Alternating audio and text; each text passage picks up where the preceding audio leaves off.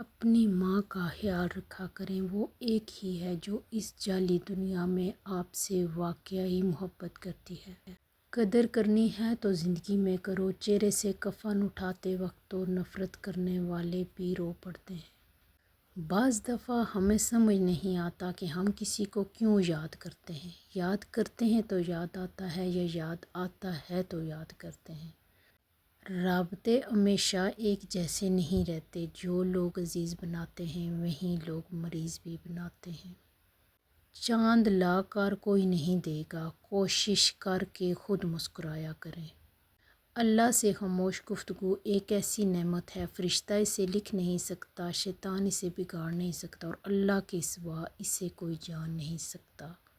بارش کا قطرہ سانپ اور سیپی دونوں کے منہ میں گرتا ہے، مگر سانپ اسے زہر بنا دیتا ہے جبکہ سیپی اس قطرے کو موتی بنا دیتی ہے۔ اسی طرح اللہ تبارک و تعالیٰ زبان سب کو دیتا ہے، کوئی زہر اگل کر پست رہ جاتا ہے اور کوئی موتی بکھیر کر بلند ہو جاتا ہے۔ کتنا مشکل ہوتا ہے نا جب اس بڑی دنیا میں آپ کو ایک بھی ایسا شخص نہ ملے جسے آپ بتا سکیں کہ زندگی کتنی مشکل گزر رہی ہے۔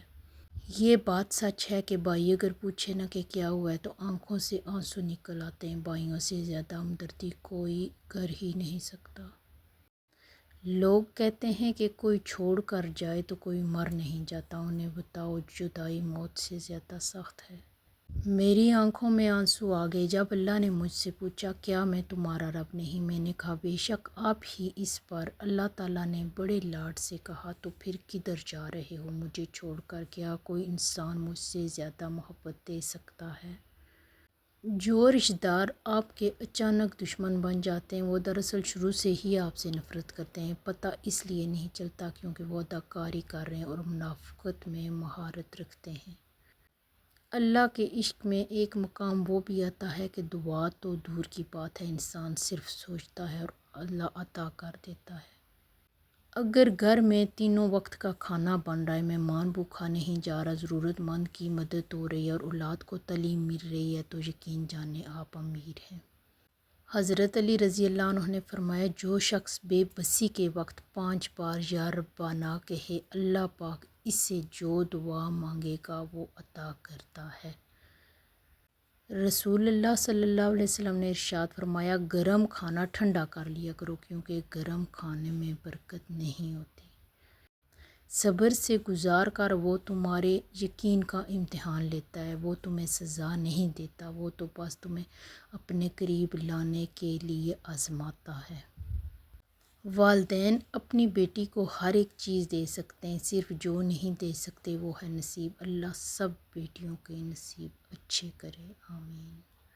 حضرت علی رضی اللہ عنہ کا فرمان ہے جب انسان کسی سے ڈرتا ہے تو اس سے دور بھاگتا ہے، لیکن جب وہ اپنے رب سے ڈرتا ہے تو رب کے اور قریب ہونے لگ جاتا ہے۔